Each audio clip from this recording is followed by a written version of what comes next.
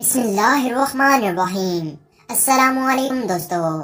حضرت عبداللہ بن عمر رضی اللہ تعالیٰ عنہ فرماتے ہیں کہ میں نواح بدر میں جا رہا تھا کہ اچانک ایک قبر کے گڑھ سے ایک مردہ نکلا جس کی گردن میں زنجیر تھی۔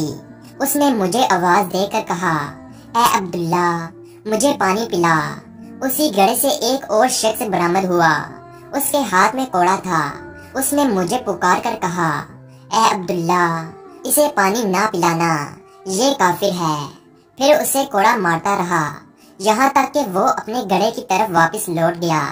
حضرت عبداللہ بن عمر رضی اللہ تعالیٰ عنہ فرماتے ہیں، پھر میں حضور نبی کریم صلی اللہ علیہ وسلم کی خدمت میں حاضر ہوا اور سارا واقعہ حضور اکرم صلی اللہ علیہ وسلم سے بیان کیا تو آپ صلی اللہ علیہ وسلم نے فرمایا، کیا تو نے اسے دیکھا؟ میں نے عرض کیا، ہاں یا رسول اللہ صلی اللہ علیہ وسلم، میں نے اسے دیکھا۔ حضور صلی اللہ علیہ وسلم نے فرمایا، وہ اللہ کا دشمن ابو جہل تھا اور وہ اس کا عذاب تھا جو اسے قیامت تک ہوتا رہے گا۔ حضور اکرم صلی اللہ علیہ وسلم ایک دن کہیں تشریف لے جا رہے تھے کہ راستے میں آپ کی اونٹنی گم ہو گئی۔ زیر ابن سلحت نامی ایک منافق نے کہا کہ محمد صلی اللہ علیہ وسلم اگر نبی ہے تو اپنی اونٹنی کے متعلق کیوں نہیں بتا دیتے کہ وہ کہاں ہے؟ ویسے تو ان کا دعویٰ ہے کہ وہ آسمان کی خبریں بتاتے ہیں مگر وہ اپنی اونٹنی ہی کی خبر نہیں رکھتے۔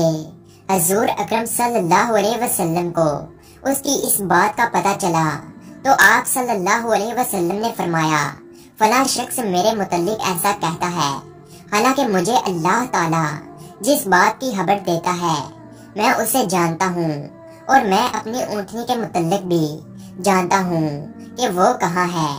میری اونٹنی فلاں وادی اور فلاں گھاٹی کے پاس کھڑی ہے اور اس کی نکیل ایک درخت نے پکڑ رکھی ہے، یعنی اس کی نکیل ایک درخت سے اٹکی ہوئی ہے اور اونٹنی وہیں کھڑی ہے، جاؤ اسے وہاں سے لے آؤ۔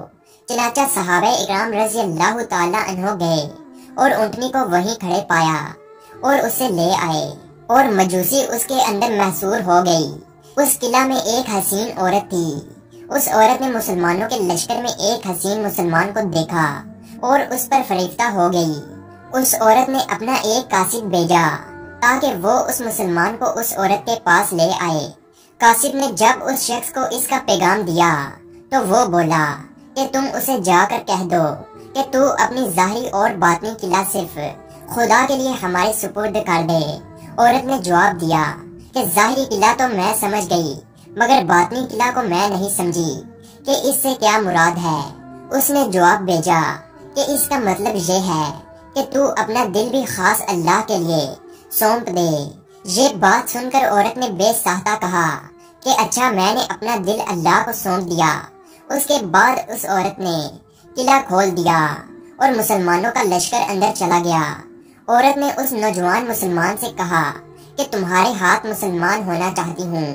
اس نوجوان نے کہا کہ چلو ہمارے سردار حضرت عبداللہ بن عمر رضی اللہ تعالیٰ عنہ کے پاس، ان کے ہاتھ مسلمان ہونا۔ چنانچہ جب اسے امیر لشکر حضرت عبداللہ بن عمر رضی اللہ تعالیٰ عنہ کے پاس لے جایا گیا تو وہ کہنے لگی کہ میں نے ان سے بھی بڑے شخص کے ہاتھ پر مسلمان ہوں گی۔